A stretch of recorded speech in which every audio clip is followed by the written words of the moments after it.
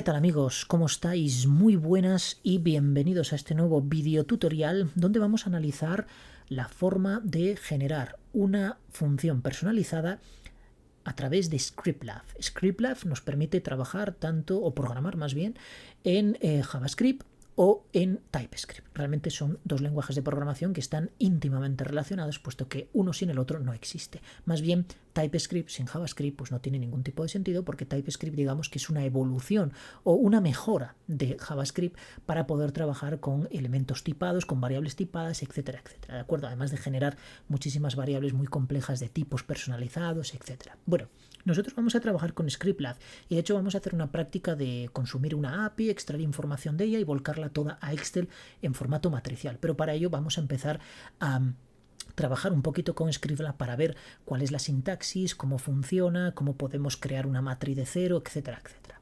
Bueno, para ello lo primero que necesitamos es tener Scriptlab instalado en nuestro Excel y simplemente nos vamos aquí a la barra de búsqueda, escribimos complementos y fijaos que aquí nos aparece buscar complementos. Bueno, este icono se asemeja mucho al del Visual Studio de extensiones, fijaos. El concepto es el mismo, extensiones que podemos instalar en Visual Studio Code para poder acceder a aplicaciones como SQL Server, como Docker, etcétera, y poder interactuar con ellos.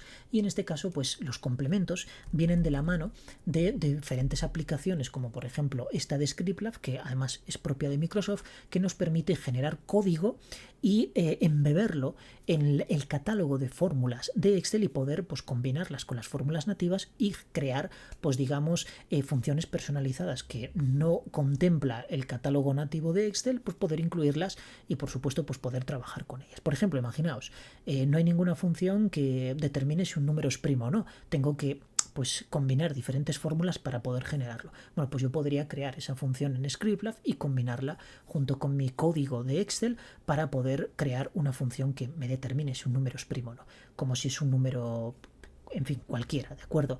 Por ejemplo, estos números que existen, números perfectos, por ejemplo el 6 o el 28, recordad que hay muy pocos números, de hecho yo tengo un vídeo hecho en mi canal de extraer los números perfectos que existen. Creo que a día de hoy existen nada más que 59 números que se hayan podido calcular, porque tienen un crecimiento absolutamente explosivo.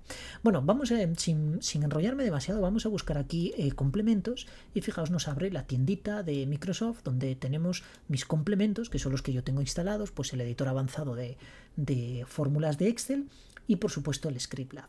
Y luego en la tienda donde podemos buscar aquí pues las extensiones que queremos instalar. En este caso aquí me aparece Scriptlab, pero muy probablemente me aparezca a mí aquí porque yo lo instalé antes.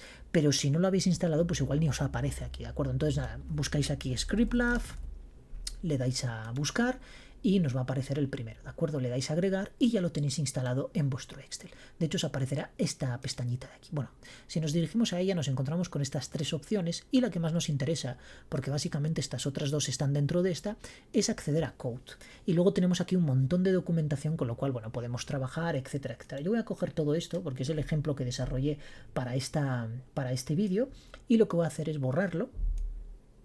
Y os voy a describir un poco lo que es este editor. Fijaos, vamos a clicar aquí en el botón de persiana y tenemos aquí, bueno, los snippets que yo tenga programados y por supuesto un catálogo de ejemplos con el cual podéis aprender muchas cosas, porque trae plantillas predefinidas y programas, aplicaciones ya hechas con las que podéis ver, pues por ejemplo, cómo este código interactúa directamente con Excel. Pues podéis cambiar el color de una celda, la fuente, podéis crear matrices, devolver mil historias, ¿de acuerdo? Bueno, nosotros vamos a bajar hacia abajo y nos vamos a dirigir a esto que pone aquí Custom Function o funciones personalizadas. Y tenemos esta función personalizada básica que dice que calcula el volumen de una esfera. Vamos a picar en ella y efectivamente aquí vemos una función, esto es código JavaScript plenamente, donde denominamos a la función como sphere volume, ¿de acuerdo? Y le pasamos un argumento de tipo radius. Y luego nos devuelve aquí pues un determinado cálculo.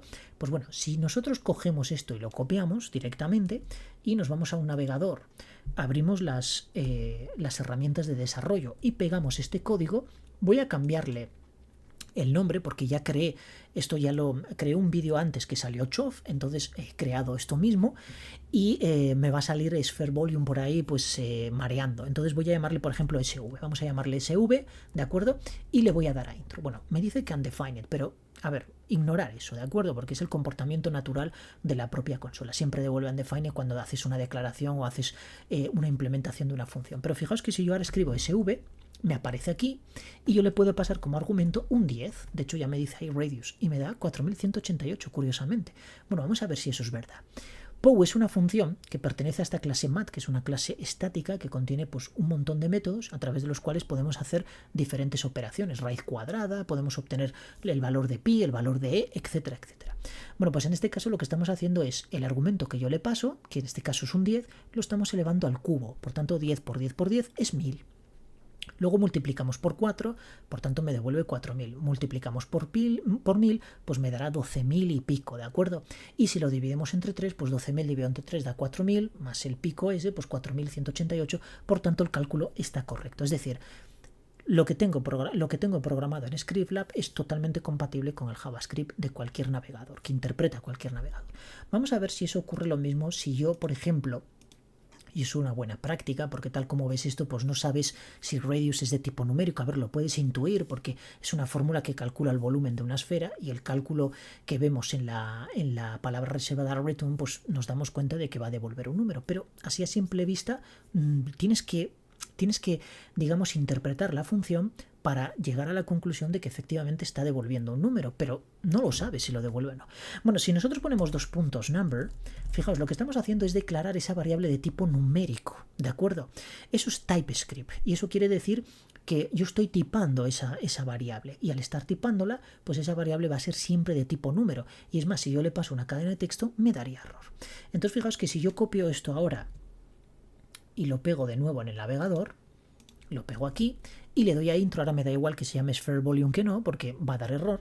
Le doy a intro y fijaos que dice que bueno, se ha capturado un error de sintaxis y en este caso pues dice que token inesperado, que es el 2 puntos. Efectivamente este 2 puntos no tiene ningún tipo de sentido desde el punto de vista sintáctico de JavaScript. Number sí, porque Number hay un objeto que se llama Number y que podemos trabajar con él, ¿de acuerdo? Pero no es el caso de esos 2 puntos, aunque esos 2 puntos también tienen un significado característico para JavaScript, pero no en ese sentido, con esa lógica que hemos escrito ahí, ¿de acuerdo? Por tanto nos está dando error. Bueno, para que veáis que TypeScript de momento no es interpretable ni es comprendido por ningún navegador a día de hoy. Eso no quiere decir que dentro de un tiempo pues Microsoft decida incorporarlo en su navegador, que es Edge, y a raíz de ahí pues libere todo el código para que otros fabricantes pues como Google, como Apple u otros pues lo incorporen dentro de su motor de modelizado. En este caso y a día de hoy de momento eso no es posible. Por tanto el TypeScript nos está dando error. Pero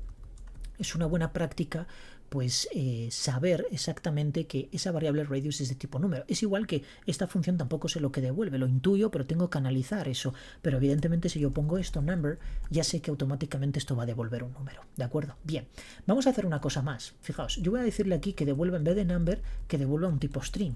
Y automáticamente pues me detecta aquí que hay un error. ¿Por qué? Porque este cálculo, toda esta serie de operaciones que tenemos aquí, devuelve un número. Pero yo quiero que devuelva una cadena. Bueno, pues tan sencillo como envolver esto entre paréntesis y decirle un toString. Y fijaos que ahora sí que me está devolviendo una cadena y por tanto responde a esa restricción declarativa que yo he incluido en la cabecera de la función. Y todo correcto. Bien, pero vamos a hacerlo mucho más sencillo. Por ejemplo, yo voy a devolverle un simple hola mundo y voy a quitar este parámetro de entrada porque no lo necesito ahora mismo. Entonces, lo que tengo que hacer, bueno, para empezar no le voy a llamar sphere volume, vamos a llamarle mismamente SV, me da exactamente igual. Y cuidado, estos comentarios que veis aquí también son relevantes porque si los quito, fijaos que todo ha cambiado aquí, HTML, CSS, aunque esto está infuncional totalmente porque no funciona, de hecho no me está declarando. Si yo quiero declarar, por ejemplo, aquí una clase que le llamo clase y pongo aquí un font size, pues daos cuenta que no me está reconociendo, no me sale IntelliSense. ¿Y eso por qué es?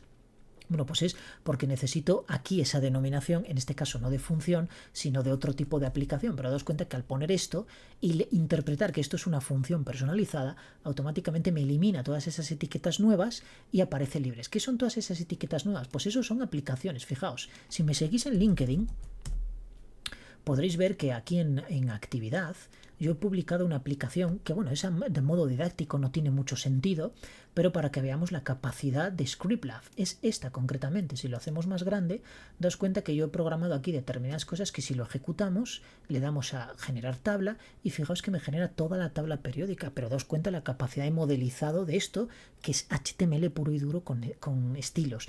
Y luego, por supuesto, pues la manera de interactuar con mi hoja de cálculo, de manera que cuando pico en cualquiera de los elementos me lo va incorporando. Esto, pues bueno, tiene su programación, tiene su elaboración y evidentemente pues es una manera de demostrar la capacidad que tiene Scriptlab para una vez que lo combines con Excel, pues imagínate lo que puedes llegar a hacer, ¿de acuerdo? Y si eres fino creando páginas web o desarrollando diseño web, pues imagínate lo que puedes llegar a hacer, ¿de acuerdo? Voy a cerrar esto que no lo necesito, luego volveremos aquí.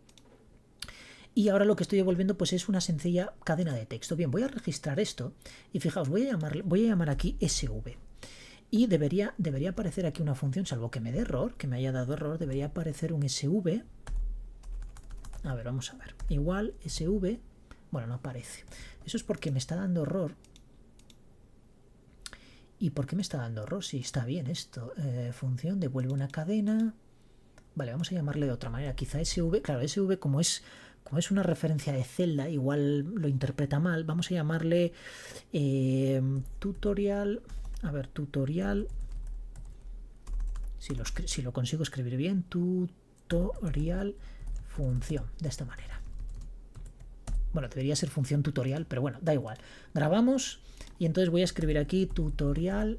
Ahí está, tutorial función. Daos cuenta que pone un montón de cadenas de texto delante. Es como scriptlab.basic custom function 12, en este caso 12 funciones, etcétera, etcétera. Bueno, pero lo importante es que nos detecta ahí esa función y daos cuenta que como no le he pasado ningún argumento, pues no le voy a pasar ningún argumento. Entonces le doy a intro y aparecen ahí unos caracteres, que en este caso es la almohadilla. ¿Por qué aparece esa almohadilla? Porque aquí, antes de devolverme nada, aparece un texto que pone ocupado y aparece un icono.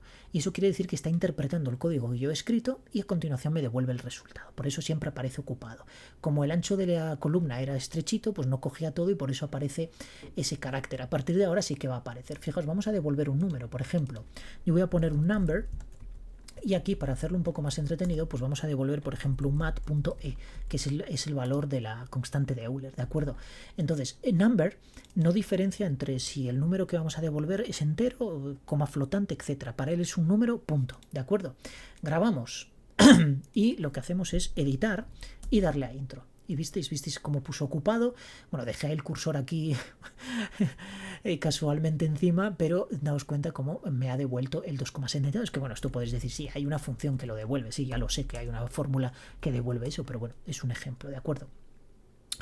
El tema es que también podemos devolver booleanos. Fijaos, por ejemplo, podríamos crear una función que nos devolviera, pues bueno, vamos a demostrar si esto es mayor que 3. Por ejemplo, sabemos que no, ¿de acuerdo? Bueno, no sé qué he hecho aquí. A ver, mayor que 3. Daos cuenta cómo me va subrayando cada vez que yo cambio la definición del tipo aquí, pues si no devuelve exactamente lo mismo, me lo subraya de color rojo, pues indicando de que hay un error. Registro esto y daos cuenta que también pues me puede devolver un valor booleano, ¿de acuerdo? Y así sucesivamente con muchos otros valores. Pero ¿cómo devuelvo una matriz? ¿Cómo devuelvo una matriz? Pues fijaos, la matriz tengo que devolverla de una manera muy sencilla, porque claro, tengo que identificar qué son las columnas y qué son las filas. Entonces, si yo abro la matriz de esta forma, esta es la matriz general, que tengo que pasarle siempre. Y a continuación, dentro de esta matriz yo tengo que pasarle como matrices internas. Y cada una de estas matrices, voy a hacer un poco de zoom aquí. Cada una de estas matrices es una fila. Voy a eliminar esto de aquí para que no me dé el error y de esta manera pues se ve mejor. Cada uno de estos es una fila y los valores internos son columnas. De manera que si yo pongo esto así, 40, daos cuenta que esto va a tener dos columnas y la primera fila, en la primera columna va a estar el 10 y en la segunda columna va a estar el 20. En la segunda fila, en la primera columna va a estar el 30 y en la segunda columna va a estar el 40. Vamos a ver si esto es cierto y por qué no va a funcionar esto. Fijaos, voy a darle F2, le voy a dar intro y me da un valor, me devuelve error. ¿Por qué? Porque me obliga a tipar el valor de devolución. Y en este caso tengo que ponerle que es un number y una array de array, que es la manera más rápida de escribirlo. Pero tenéis otra forma que es, voy a seleccionar esto, más verbosa, que es con la palabra array, abrimos el operador diamante y le ponemos, bueno, tengo que ponerle otro array dentro, abrimos diamante otra vez y number, porque es un array de array, ¿de acuerdo? De esta manera es mucho más verbosa. A mí no me gusta, aunque desde un punto de vista de legibilidad, la verdad es que es mucho más como llamativo, ¿no? Efectivamente, eso es un array de un array, porque dentro del array pues tengo otro array de tipo number. Si ahora registro, ahora sí que se ha desplegado y además se ha desplegado automáticamente, que muchas veces tengo que editar y tal, pues en este caso fijaos que se desplegó automáticamente y ahí tengo la matriz. Entonces la forma de que yo siempre determine si realmente cuántas filas tengo, pues el número de arrays que voy a meter dentro del array general, y cuántas columnas tengo, pues los elementos que tengo que incluir dentro de cada array, y de esta manera ya tengo definido. Fijaos, yo voy a declarar aquí de hecho la voy a declarar como constante y le voy a llamar números, y voy a crear un array de números que va a ser simplemente un array, ¿de acuerdo? Y esto voy a acercar esto para aquí y voy a hacer esto más largo. Bueno, esto del zoom, a ver si lo mejoran, porque madre mía. Pasa lo mismo que con las tablas dinámicas, lo de las medidas DAX, en Excel pasa exactamente lo mismo. Cada vez que haces zoom, o sea, cada vez que modificas el tamaño de la ventana, pierdes el zoom. Bueno, fijaos, ¿qué estoy declarando ahí? Estoy declarando una matriz de números. Entonces, yo voy a aprovecharme del operador split y de la función array para crear una matriz de 10 elementos. Array me devuelve una matriz de elementos vacíos y con el split lo que consigo es una matriz de elementos undefined. Fijaos, voy a copiar esto y lo voy a llevar al navegador porque ahí lo vamos a ver in situ y mucho mejor. Entonces vamos a abrir aquí con F12 y lo pego aquí. Daos cuenta que si yo quito esto me está devolviendo un array de vacíos. Entonces lo que voy a hacer es desplegar todos esos elementos vacíos dentro de otro array con el operador de split. Y fijaos que tengo undefined, undefined, undefined. Bueno, ahora lo que puedo hacer es un map. Y fijaos, en map le puedo pasar dos argumentos. Por un lado, además mira, ya se ve ahí de un intento anterior que hice de grabar este vídeo. La primera variable que puedo llamarle, por ejemplo, n, es la variable que va a contener en cada iteración un elemento diferente del array de elementos que tenemos a la izquierda. En este caso, como todos los elementos tienen undefined, pues contendrá en cada iteración undefined, undefined, undefined, ¿de acuerdo? Bien, y la i, en este caso, es el índice del iterador. Empieza en 0 y termina en el último elemento. Por ejemplo, si en este caso es un array de 10, terminará en 9. Entonces, como este n me da igual porque viene undefined, para decir que no lo estoy utilizando, desde un punto de vista convencional se suele utilizar el guión bajo. Y de esta manera es como anular ese parámetro, pero realmente a JavaScript se la repanfinfla, porque como si a ese guión bajo le llamas esternocleidomastoideo, para él es una variable más, ¿de acuerdo? Solo que por convenio dentro de lo que es el mundo de los programadores se suele utilizar ese guión bajo, ¿de acuerdo? Bien, luego ponemos un igual, es una función flecha y simplemente le sumo 1. Y fijaos el resultado que tengo. Tengo una matriz de 1 a 10. Daos cuenta lo que os estaba diciendo del guión. Mira, let, le llamo guión y le asigno 10. Le doy a intro, undefined, pero si yo ahora pongo el guión, me devuelve esto. Y lo mismo pasaría con otro tipo de caracteres, tipo el dólar, etc. Bueno, pues esto es lo que voy a replicar yo aquí en Scriptlab. De hecho, voy a poner aquí, entonces, .map. Abrimos. Cuando hay dos parámetros tengo que abrir los corchetes por narices. Ignoro el primer elemento, pero sí el índice. Entonces, igual, signo de mayor, y pongo i más 1. Y ya tengo ahí mi matriz. Entonces, yo ahora, daos cuenta que lo que estoy devolviendo, lo que está almacenado en números, es un array de number. Y yo lo que necesito es un array de arrays. Entonces tengo que abrir array y dentro escribir números. ¿Y esto cómo me lo va a distribuir? Me lo va a distribuir en columnas. ¿Por qué? Porque esto me está devolviendo un array de 1, 2, 3, 4. Por tanto, me lo va a devolver en columnas, que quizá no era lo que yo quería. Registro. Fijaos, ahora tengo que editar, le doy a intro y fijaos que tengo 10 columnas, ¿de acuerdo?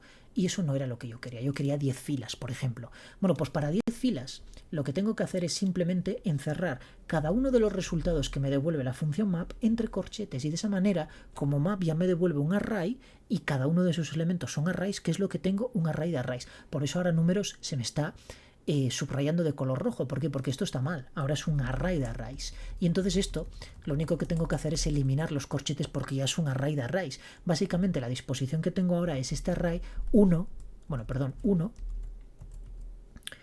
otro array 2, otro array 3, otro array 4 y antes simplemente tenía 1, 2, 3, 4, que era la primera vez que lo hicimos, ¿de acuerdo? Entonces, si yo ahora registro, daos cuenta que si edito aquí y le doy a intro, fijaos que tengo del 1 al 10, que era justo lo que yo quería, ¿de acuerdo? Perfecto. Bueno, entendido esto, Entonces ahora vamos a pasar a algo más complejo, que es descomponer un JSON. Y todos me diréis, bueno, pero eso lo hace Power Query. Sí, claro que lo hace Power Query, pero también hay que aprender a hacerlo en otros lenguajes de programación como Scriptlab. Entonces para ello tengo aquí este JSON Placeholder, que lo podéis meter directamente en Google y os lleva a este enlace. Hacemos clic en él y fijaos, tenemos aquí una sección de recursos, esta concretamente, Resources, que nos dice que nos muestra pues 6 conjuntos de datos, concretamente este Users, que es el que vamos a utilizar. Nos devuelve un JSON con 10 usuarios. Picamos en Users y lo que tenemos es un array de 10 usuarios. Tenemos 1, 2, 3 y así sucesivamente. Y fijaos que esto es un objeto con un montón de propiedades. Las propiedades normalmente están formadas por una clave y un valor, una denominación, como es por ejemplo la ID, y luego un valor que en este caso es de tipo number, pero fijaos que aquí es de tipo string, y este address es una propiedad que a su vez contiene un objeto, pues este es una propiedad de tipo object, ¿de acuerdo? Que es de tipo objeto. Bueno, pues nosotros de aquí vamos a extraer determinada información como es el ID, el nombre, el usuario, lo vamos a concatenar, username con name, el email, de la dirección vamos a extraer la ciudad, porque quiero saber de qué ciudad son esos usuarios, y de la compañía voy a extraer el name, que aquí va a haber una incompatibilidad, puesto que ya existe la propiedad name aquí. Entonces vamos a ver cómo sortearla. Bien, nos vamos aquí. Bueno, voy a copiar esto, lo primero, y casi os quería enseñar cómo funciona la sincronía directamente desde la consola para que lo entendáis, porque luego en Scriptlab pues me voy a ver un poco limitado. Entonces fijaos, vamos a utilizar fetch. Yo creo que nunca lo escribo bien, que siempre va la C antes que la T, y no es así, es T, C, H, y siempre lo escribo mal. Copiamos, pegamos aquí la URL y fijaos que lo que me está devolviendo es una promesa. Bueno, una promesa la podemos resolver con los típicos métodos den, catch, etc. Pero podemos utilizar await aprovechándonos de que la consola gestiona muy bien la sincronía. Y por tanto, ¿qué me va a devolver esto? Pues me va a devolver un nuevo método, perdón, un nuevo objeto que es un objeto response. Pero yo a esto podría utilizar, fijaos, voy a encerrar esto entre paréntesis porque sobre lo que yo quiero actuar es sobre el resultado de la resolución de esa promesa. Entonces tengo que encerrar esto entre paréntesis para que actuar sobre directamente el resultado que me devuelve la cláusula esta await. Y a continuación voy a utilizar JSON. Y JSON lo que me devuelve es otra promesa. Daos cuenta que me devuelve otra promesa. Entonces, ¿cómo resuelvo esa promesa? Con otro await. Y como sé que la consola resuelve la sincronía, entonces doy a intro y fijaos que ahora lo que tengo aquí es un array de objetos. Y si yo pingo aquí al array, fijaos que lo que tengo es lo mismo que tengo aquí, pero expresado en objetos de manera que yo puedo manipular en JavaScript. Bueno, pues esto mismo lo voy a aprovechar porque no lo voy a volver a escribir, lo voy a copiar y fijaos que me voy a venir aquí a Scriptlab y voy a eliminar todo esto. Voy a crear una constante que le voy a llamar URL, va a ser de tipo string y aquí, perdón, de tipo string, y aquí es donde voy a almacenar, bueno, si lo termino escribiendo bien, me perdonaréis, donde voy a incluir yo la URL de este endpoint o de esta API, ¿de acuerdo? Y luego me voy a crear también una constante de tipo uses, ya que no va a tener ningún tipo de variación a lo largo de mi programito, y pegamos aquí todo esto. Y daos cuenta que, bueno, aquí va a empezar a haber un montón de errores. Primeramente vamos a quitar esto de aquí y lo voy a sustituir por URL. Y entonces esta URL la voy a pegar aquí, ¿de acuerdo? Así lo tenemos un poco más organizado. Y este wait, ¿por qué me está dando error? Si funcionó muy bien en la consola. Bueno, me está dando error porque esta función yo ahora la tengo que convertir en asíncrona, de esta manera, sync. Y Scriptlab va a gestionar perfectamente la sincronía. Y el tipo de devolución me está dando error, pero como todavía no lo tengo definido lo que voy a devolver, pues entonces de momento vamos a dejarlo ahí. Entonces, este users, ¿qué voy a hacer? Lo voy a mapear, porque voy a extraer de él, que me va a devolver todos esos objetos JSON, pues voy a recorrer cada uno de esos objetos y voy a extraer determinadas propiedades. Entonces voy a poner .map y fijaos, voy a abrir aquí los paréntesis y a continuación las llaves. Y voy a darle un intro aquí. Y por cierto, voy a poner aquí ya el operador de función de flecha o function arrow, como queráis llamarle, y a continuación voy a definir las propiedades que quiero extraer. Bueno, pues voy a extraer el ID, voy a extraer el name, voy a extraer el username, voy a extraer el email, y luego de compañía habíamos hablado de que de address íbamos a extraer la ciudad y de compañía el nombre de la compañía. Bien, de address, como es un objeto, pues entonces tengo que abrir llaves otra vez y decirle city, la ciudad, ¿de acuerdo? Coma. Y a continuación de la compañía. Company, escribimos company.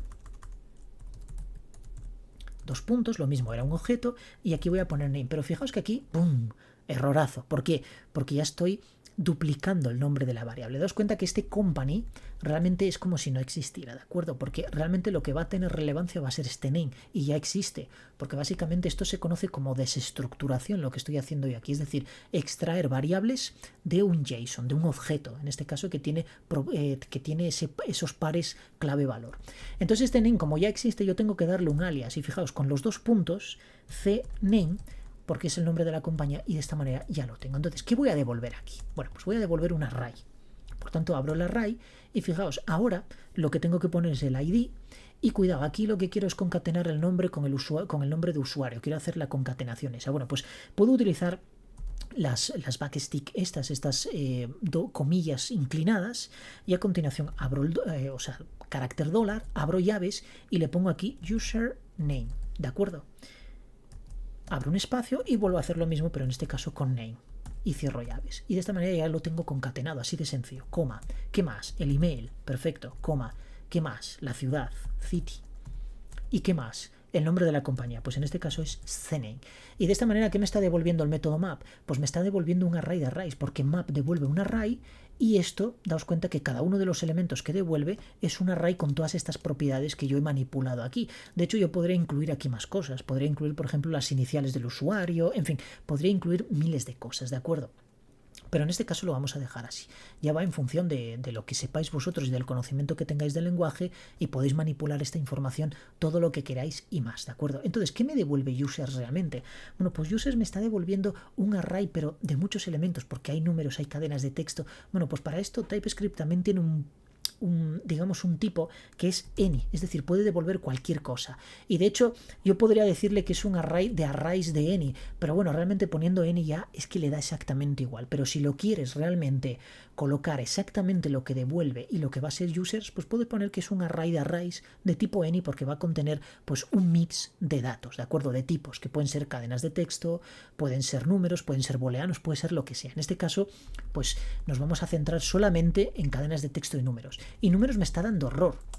Me está dando error porque ya no existe. Ahora es users. Y users sí que no me va a dar error.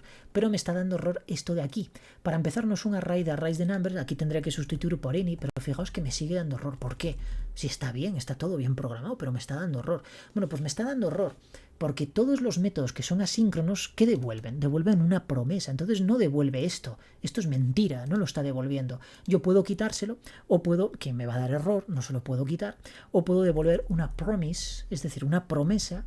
Y fijaos, vuelvo a abrir el operador diamante y ahora ha desaparecido todo. Ahora sí está bien, ¿de acuerdo? Entonces, si yo registro esto, si lo hemos hecho bien, voy a bajar esto para aquí.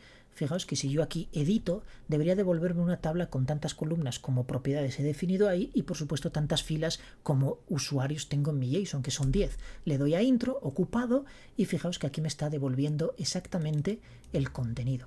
Problema que vemos aquí, que bueno, yo esto tengo que inventarme, tengo que adivinar de que esto es un ID, de que esto es el nombre del usuario. Hombre, esto es el mail por el formato de la cadena, pero esto no sé lo que es, no tengo ni idea. Si trabaja en Wemboruch o realmente es de Romanguera Crona, no tengo ni idea lo que es. Bueno, pues eso, lo normal es definir unas cabeceras. Para definir unas cabeceras, nosotros lo que vamos a hacer es modificar este array de users, y le voy a incluir, voy a quitarlo de aquí de momento y voy a incluirle un array más con las cabeceras. Por ejemplo, el ID, vamos a poner aquí el nombre, voy a poner nombre, todo en español. Vamos a poner que era lo siguiente, el mail, creo. A continuación la ciudad, y ya por último pues la compañía en la que trabaja. Compañía. Ah, perfecto. ¿Y qué pasa? Que claro, estas son las cabeceras. Yo ahora tengo que pasarle los usuarios, pero los usuarios es un array de arrays. Si yo meto aquí un array de arrays me va a dar error, o me va a mostrar algo que no es lo correcto. Entonces lo que puedo hacerlo es extender el contenido de usuarios del array general. Pues simplemente con el operador split pongo users, cierro, y lo que me está volcando aquí es cada una de estas filas. Fijaos, cada una de estas filas, como hay 10, pues concatenará aquí 10 filas, que es el formato que está esperando Excel que yo devuelva en esta función para él organizar aquí y desplegar la información tal cual la tiene que desplegar, que en este caso es una matriz de 10 filas, que ahora van a ser 11 porque le hemos incluido la de las cabeceras, por las columnas, que son 1, 2, 3, 4 por 5 columnas. Grabamos. Vamos a desplegar aquí F2. perdón, F2 y le doy a intro. Está calculando y fijaos que ahora tengo el ID, el nombre, el email, la ciudad y la compañía. Bueno, pues todo esto se podría reducir. Fijaos, todo esto se podría reducir a un simple return de la siguiente manera. Yo cojo esto y pongo un return aquí, borro este igual y fijaos, voy a quitarme esto de aquí. Voy a copiarme todo esto de aquí con la coma incluida, control X, y lo voy a poner directamente aquí, V. Y entonces ahora pongo el operador split aquí y voy a cerrar esto aquí. Daos cuenta que tengo que cerrar esto. Esto lo borro y fijaos que no me está dando ningún error. He hecho exactamente lo mismo. Lo que pasa es que en vez de tener una variable por ahí users intermedia que quizá ni la necesite, hombre, quizá habría que hacer alguna validación, si el fetch me devuelve realmente el conjunto de usuarios o me está devolviendo un error, pues todo eso habría que validarlo, pero no para este ejemplo, ¿de acuerdo? Entonces, daos cuenta que lo que estoy haciendo es exactamente lo mismo. El array que me devuelve map ya lo estoy desplegando con split, con el operador split, y lo estoy incluyendo dentro de este otro array. Por tanto, la estructura es la que espera Excel. Grabo, voy a cerrar esto ya, porque ya se termina aquí el vídeo. Entonces, edito aquí, le doy a intro, y fijaos que el resultado es exactamente el mismo. Bueno, pues esta es la manera de crear una función personalizada y además consumir una API. Esto lo hace lo hace Power Query, sí, lo hace Power Query. Tú le pasas una dirección web y automáticamente te despliega y te devuelve todo el resultado. Pero lo podemos hacer también programando en Scriptlab y además personalizando muchísimas cosas. Y si no conoces el lenguaje de mQuery, pero si sabes programar en JavaScript, bueno, primero, error por no conocer mQuery, lo tienes que conocer. De hecho, tengo un tutorial donde te explico cómo funciona mQuery. Pero si no lo conoces y no tienes ninguna importancia en conocerlo, ningún interés en conocerlo más bien, pues entonces, y sabes JavaScript o TypeScript, pues introduce con Scriptlab porque puedes hacer cosas verdaderamente increíbles. Bueno, amigos, en el próximo vídeo veremos quizá una aplicación un poco más elaborada con HTML, CSS, etcétera, pero en este caso lo vamos a dejar aquí con este Scriptlab. Yo espero que hayáis aprendido mucho, tanto de JavaScript como de Excel. Veis cómo lo podemos combinar, veis cómo el resultado es de lo más coherente posible con la estructura que esperábamos en Excel, es decir, filas y columnas, y creo que le hemos dado un repaso pues un poco superficial, si es cierto, y al final hemos profundizado un poco más. Ya siento, aquellos que no tengáis conocimientos de JavaScript, pues habréis visto seguramente algún concepto que no llegáis a entender. Bueno, si tenéis interés, dejármelo en comentarios, darle al like si os ha gustado, y en fin, como siempre os digo, nos vemos en el siguiente vídeo. Adiós, amigos.